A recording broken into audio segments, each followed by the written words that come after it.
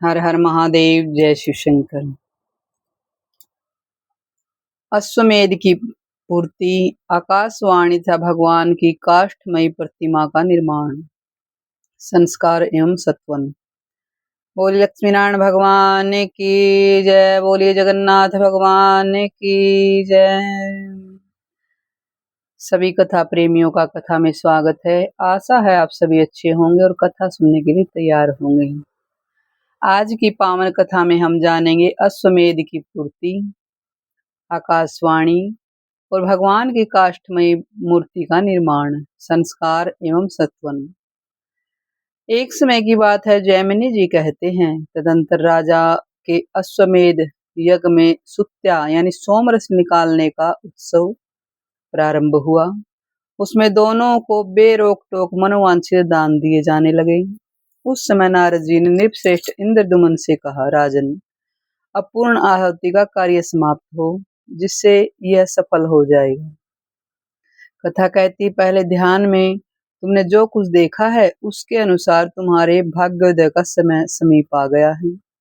श्वेत द्वीप में जिन विश्व मूर्ति अविनाशी विष्णु का तुमने दर्शन किया है, उनके शरीर से गिरा हुआ रोम वृषभ भाव को प्राप्त हो जाता है, वृक्ष भाव में प्राप्त हो जाता है। कथा कहती, वह इस पृथ्वी पर स्थावर रूप में भगवान का अंशावतार होता है। कथा कहती, भक्तवत्सल भगवान अब उसी रूप में अवतीर्ण हो रहे हैं, यानी प्रकट हो रहे हैं।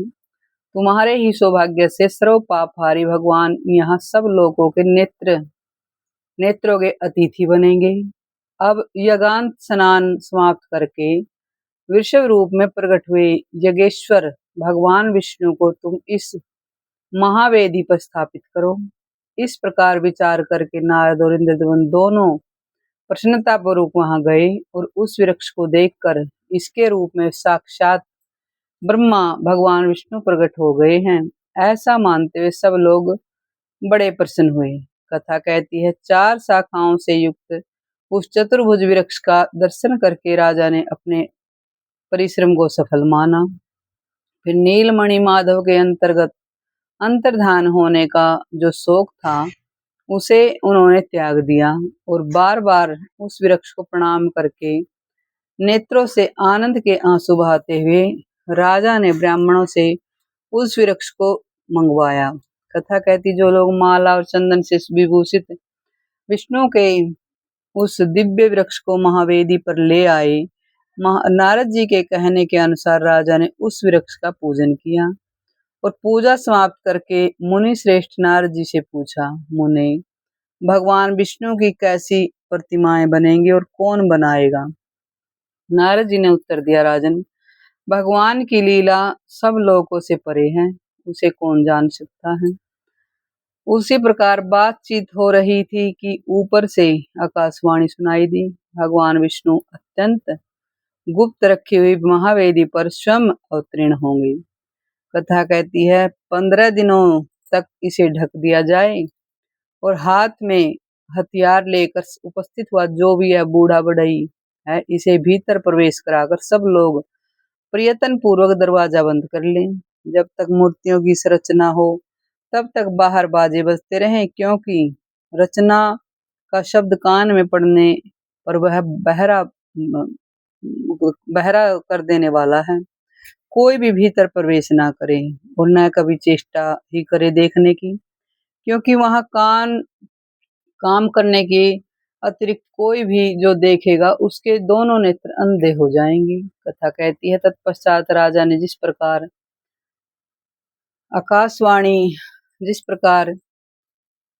आकाशवाणी ने कहा था, वैसी व्यवस्था कर दी। क्रम से 15 दिन आते ही भगवान स्वयं 4 विग्रहों में प्रकट हुए। बलभद्र, सुभद्रा, सुदर्शन के साथ भगवान जनार्दन। बोलिए जगन्नाथ भगवान की जय। दिव्य सिंहासन पर विराजमान हुए भगवान के 4 दिव्य रूप संपन्न हो जाने पर संपूर्ण विश्व के उपकार के लिए पुनः आकाशवाणी हुई, राजन, इन 4 प्रतिमाओं को वस्त्रों से भली भांति ढक कर इन्हें अपने अपने स्वाभाविक रंग की प्राप्ति कराओ। जिसका जैसा रूप था वैसा रंग की प्राप्ति करानी थी। भगवान जनार्दन नील मेघ के समान श्याम वर्ण धारण करें। भगवान बलभद्र शंख और चंद्रमा के समान वर्ण से विराजमान हो। सुदर्शन चक्र का रंग लाल होना चाहिए और सुभद्रा देवी कुमकुम के समान अरुण रंग की होनी चाहिए। इन विग्रहों पर पहले का किया हुआ रंग आदि संस्कार छूटने पर प्रतिवर्ष नूतन यानी नया रंग कराना चाहिए। केवल दिव्य वल्कल लेप रहने देना चाहिए। यदि कोई प्रमादवश आलसवश इसका लेप दूर करेगा, यदि कोई प्रमादवश इस लेप को दूर करेगा तो राज्य में दुर्भिक्ष महामारी और फैल जाएगी। कथा कहती तुम्हें भी नग्न रूप में इस मूर्तियों का दर्शन नहीं करना चाहिए। अन्य मनुष्यों को भी यदि नग्न रूप में दिखेंगे तो उनके लिए भी यह भय उपस्थित कर देने वाली होगी। कथा में चेतावनी दे रही है कि हमें जगन्नाथ का जो लेप किया है उसको नहीं उतारना है। नाना प्रकार के लेप से लिप्त विचित्र अलग अलग रंगों से युक्त मूर्तियों का दर्शन करना चाहिए। तुम्हारे ऊपर कृपा करके भगवान प्रकट हुए हैं। तुम्हारे ही प्रसाद से सब जीवों को धर्म अर्थ काम और मोक्ष प्रदान करेंगे। कथा कहती है नीलाचल पर वृक्ष कल्प वृक्ष के वैव्य कोण में 100 हाथ की दूरी और भगवान नरसिंह के उत्तर भाग में जो बहुत बड़ा मैदान है उसमें अत्यंत सुदृढ़ और 1000 हाथ ऊंचा मंदिर बनवाकर उसी में भगवान की स्थापना करो। बोलिए जगन्नाथ भगवान की जय। पहले इस पर्वत पर जो प्रतिदिन भगवान नील माधव का पूजन करता था वह विश्वावसु नाम वाला सबर भील वैष्णव में श्रेष्ठ है। उसके साथ तुम्हारे पुरोहित की मित्रता हो चुकी है। इन दोनों की संतति को भावी उत्सवों में भगवान के विग्रह पर लेप और संस्कार करके कार्य में लगाया जाएगा। इतना कहकर वह दिव्य आकाशवाणी मौन हो गई। कथा कहती है उस संदेश को सुनकर राजा ने प्रसन्नतापूर्वक उसका पालन किया।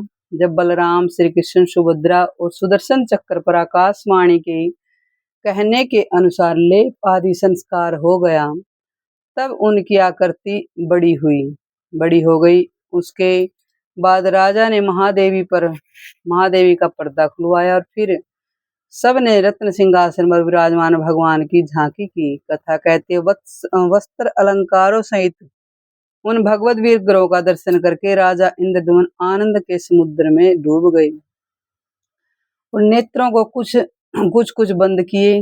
प्रेम के आंसू बहाते हुए हाथ जोड़कर खंबे के समान खड़े रहे। तब नारद जी ने कहा निपश्रेष्ठ कमल के आसन कमल के समान नेत्रों वाले इन भगवान जनार्दन का दर्शन करो। ये भक्तों पर कृपा करने के लिए संपूर्ण ज्ञान की निधि है। इन्हीं श्री हरि को देखने के लिए योगी लोग मन में संयम रखकर सदा ही प्रयत्न कर रहते। कथा में शिक्षा दे रही कि जिन परमात्मा का के लिए हम इतनी मेहनत पूजा पाठ करते वो सामने खड़े हैं, इनका दर्शन करिए। वे ही भगवान विष्णु आज काष्ठ में शरीर धारण में स्थित होकर तुम पर आग्रह करने के लिए प्रत्यक्ष हुए हैं। इन करुणा सागर भगवान की स्तुति करो। बोलिए जगन्नाथ भगवान की जय। नारद जी के इस प्रकार सचेत किए जाने पर राजा इंद्रद्युम्न ने करुणा में जगन्नाथ का स्तवन किया। दया सागर मुरारे कहाँ तो आप ब्रह्मा रुद्र और इंद्र के मुकुट में मगन हुए हो। आप निर्मल युगल चरण विंद तथा कहाँ मल मूत्र रक्त और मांस तथा हड्डी से बना चमड़े का ढका हुआ या मुझ दीन का यह अदम शरीर। हे जगन्नाथ इस असार संसार में भटकते रहने के कारण मैं श्रम से व्याकुल हो गया। मैं मेहनत करके व्याकुल हो रहा हूँ, भला आपको कैसे जानूं। हे देव मैंने अपने कर्मों के सुख भोगने के लिए जिन विषय भोगों का संग्रह इकट्ठा किया है वे ही परिणाम में मेरे लिए दुख के रूप में हो गए हैं। अतः मेरे समान दुखी दूसरा कोई नहीं है। प्रभु यदि मैंने पहले कभी मन से आपका की उपासना की होती तो दुख भोगने के लिए बार बार नाना प्रकार के जन्म मुझे क्यों प्राप्त होते। मुरारे क्या आपके चरण बिंदों से दूर रहने का यही फल नहीं है कि संपूर्ण पृथ्वी के से धन से भरा हुआ मेरा यह खजाना सेना मन से व्याकुल सैकड़ों स्त्रियां तथा निष्कंटक राज्य यह सब कुछ आपके तत्व ज्ञान से शून्य है। पशु के तुल्य मुझ अधम के लिए बड़ा भारी हो रहा है। कथा कहती इसमें सदा कष्ट ही प्राप्त हुआ है और दीनों पर दया करने वाले प्रभु आपके स्मरण करने मात्र से जीव की मुक्ति होती है। मेरी बुद्धि आपके चरण बिंदों में कभी अलग ना हो। आप सच्चिदानंद में परिपूर्ण सिंधु हैं जो सहस्त्र जन्मों का भाग्य उदय होने पर भी आपको पा गए। वे क्या कभी लेस मात्र भी सुख और अनंत दुखों से भरे हुए विषय भोग रूपी इंद्रजाल की ओर आंख उठाकर देख सकते हैं। कहाँ तो आप जिनमें लेस मात्र सुख और अनंत दुखों की खान रूप सैकड़ों ग्रंथियां, ऐसे कर्मों से अटूट बंधन और कहाँ अनंत आदि एवं आनंद प्रद आपके पवित्र चरण बिंद। सब पर स्वभावत कृपा करने वाले प्रभु, मूलभूत आप परमेश्वर को न पाकर तुच्छ यानी छोटे कार्य के लिए बहुत भटकने वाले कलेश के लिए भाजन रूप मुझ अत्यंत दीन की रक्षा कीजिए। संपूर्ण विश्व के एकमात्र वंदनीय विष्णुदेव, वेदांत वेद अव्यय विश्वनाथ, आप ही समस्त पाप राशियों का नाश करने वाले में समर्थ हैं। कथा कहती बलवानों में श्रेष्ठ बलभद्र, आपका विग्रह सहस्त्रों यानी हजारों फणों से ढका है। आप ईश्वर हैं, मैं आपकी शरण में आया हूँ। संसार को आश्रय देने वाली तथा संपूर्ण देवताओं को उत्पन्न करने वाली मंगलमयी सुभद्रा के दोनों चरणों में मैं प्रणाम करती हूँ।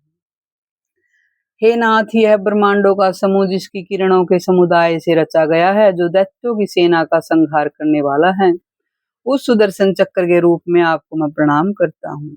इस प्रकार स्तुति करके श्रेष्ठ राजा इंद्रदुम्न ने भगवान को साष्टांग प्रणाम किया और कहा, हे अनाथों के बंधु, हे जगन्नाथ, संसार समुद्र में डूबे हुए मुझ दीन और दुख के शोक से व्याकुल मनुष्य का आप कृपा पूर्वक उद्धार कीजिए।